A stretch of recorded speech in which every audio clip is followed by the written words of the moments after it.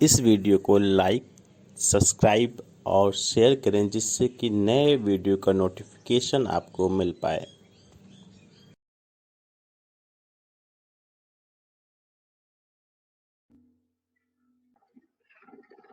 Hello class, जैसा कि आज हमारा टॉपिक है language development pre and post lingual CWHI। CWHI मतलब चिल्ड्रन विद हियरिंग इम्पेयरमेंट, यानी श्रवण बधिर बच्चों में भाषा विकास से पहले और बाद में श्रवण दोष। यानी बच्चा का जब जन्म हुआ, जन्म के दौरान या जन्म के पहले यानी भाषा विकास के पहले बच्चे में आई श्रवण बधिरता।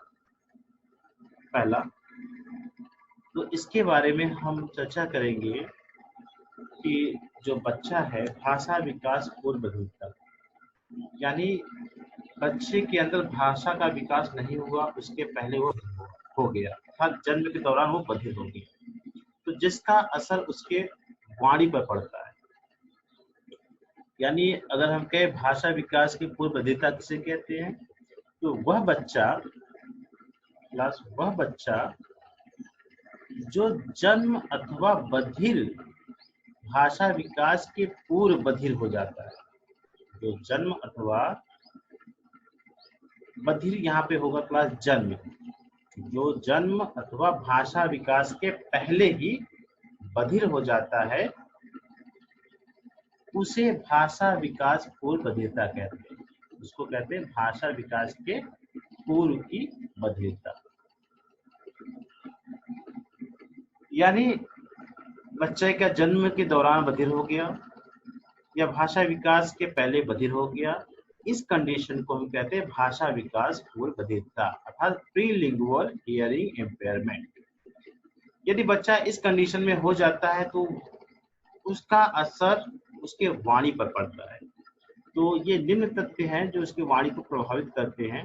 नंबर 1, पहले तथ्य पे आते हैं, सामान्य वाणी और भाषा में बाधा उत्पन्न करती है।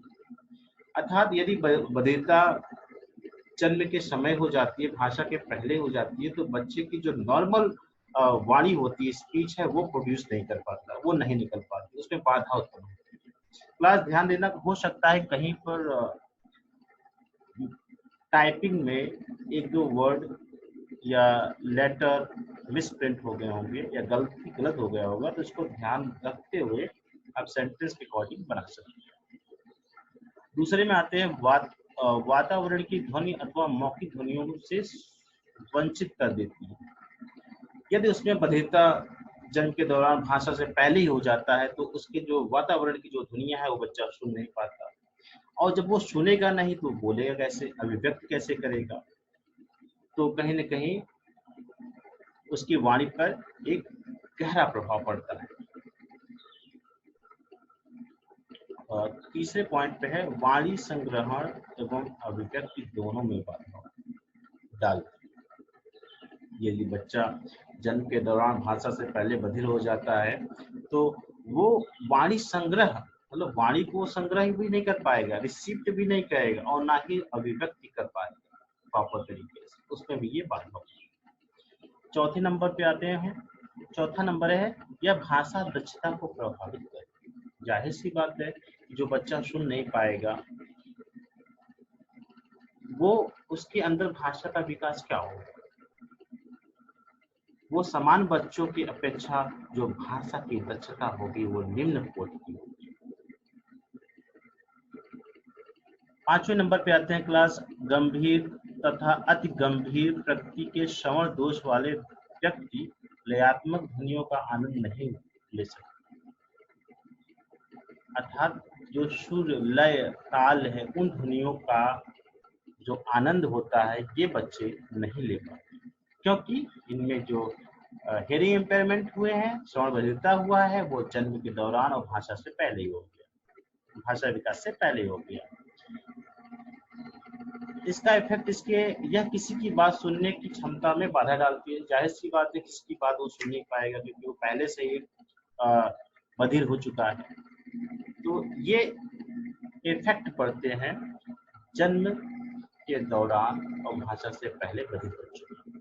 अब हम बात कर लेते हैं दूसरे पॉइंट की। दूसरा पॉइंट है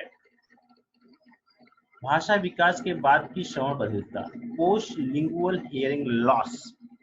यानी क्लास की बच्चे में भाषा का विकास हो गया है, वो भाषा को अच्छी तरीके से समझता है, अच्छी तरीके से बोलता है, लेकिन भाषा विकास के बाद जब हियरिंग लॉस हो जाती है तो उसका इफेक्ट उसके वाणी पे क्या पड़ता है हम देखेंगे। जिन बच्चों में वाणी एवं भाषा विकास हो जाने के बाद बधिरता होती है उसे भाषा विकास की बाद की बधिरता कहा जाता है। और ये कई कारणों से हो सकता है बच्चे को कोई चोट लग जाए या एक्सीडेंट हो जाए, बीमारी के कारण उसकी श्रवण क्षमता अपनी खो दे, वृद्धावस्था के कारण भी श्रवण अक्षमता हो सकती है। तो इन कारणों पर जो हमारी वाणी है, वाणी और भाषा पर निम्न प्रभाव पड़ते हैं जो हम नीचे पॉइंट वाइज देख सकते हैं। नंबर 1 है बधिरता होने से व्यक्ति की वाणी विकृति हो जाती है। हाँ, जाहिर सी बात है कि हमारे अंदर भाषा का विकास तो हो गया है, लेकिन इन कंडीशन किसी कारण हमारी हम श्रवण अक्षम हो जाते हैं तो धीरे धीरे क्या होता है कि जो वाणी होती है विकृत होती जाती है, क्योंकि हमें सुनने को मिलता नहीं और धीरे धीरे हम भूलते जाते हैं और जो वाणी होती है वो विकृत हो जाती है। हाँ, दूसरा पॉइंट ये कहता है जितनी गंभीर श्रवण बधिरता होगी उसी अनुपात में वाणी दोष भी होगा। जाहिर सी बात है कि माइल्ड, मॉडरेट, सीवियर, प्रोफाउंड, यदि जैसे जैसी कैटेगरीज हमारी इम्पेयरमेंट की बढ़ेंगी वैसे वैसे हमारी जो वाणी दोष है उतनी अधिक विकृत होती चली जाएगी।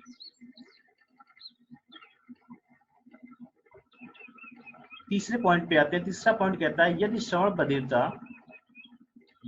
बधिरता की गंभीरता में वृद्धि होती है तो सबसे पहले उच्चारण दोष एवं आवाज की गुणवत्ता में दोष उत्पन्न होता है। अर्थात उच्चारण दोष, आर्टिकुलेशन में प्रॉब्लम होता है और क्वालिटी ऑफ वॉइस, आवाज की गुणवत्ता में भी कमी आती है, दोष उत्पन्न हो जाता है। चौथा नंबर है जो व्यक्ति दीर्घकाल से गंभीर बधिरता से ग्रसित है उसकी वाणी में विकृति बड़े पैमाने पर होगी। जाहिर सी बात है कि ये वो यदि भाषा विकास होने के बाद वो काफी समय हो गया उसकी श्रवण क्षमता में सुधार नहीं आया तो जाहिर सी बात है बड़े पैमाने पे उसकी वाणी और भाषा पर इसका प्रभाव पड़ेगा। पांचवें नंबर पे आते हैं। पांचवा नंबर कहता है कि जिन व्यक्तियों को अचानक बधिरता आ जाती है उनकी वाणी में विकृति तुरंत नहीं बल्कि धीरे धीरे बढ़ती है। ठीक है, सही बात है। यदि भाषा विकास होने के बाद आपका एक्सीडेंट हो गया खुदा न खास्ता, तो क्लास जो बधिरता होगी मतलब जो विकृति होगी वाणी की वो धीरे धीरे धीरे धीरे बढ़ेगी। अब यदि हम सही समय पे अतिशीघ्र अगर हस्तक्षेप नहीं करेंगे तो ये विकृति एक बड़े पैमाने पे हो जाएगी। तो क्लास प्रीनेटल पोस्टनेटल में हम आज इतना ही पढ़ेंगे और आप अपना फीडबैक देते रहिए जिससे कि डे बाय डे हम इसमें सुधार करते रहें और नए नए एग्जाम्पल के साथ आपके साथ आए। तो thank you and keep up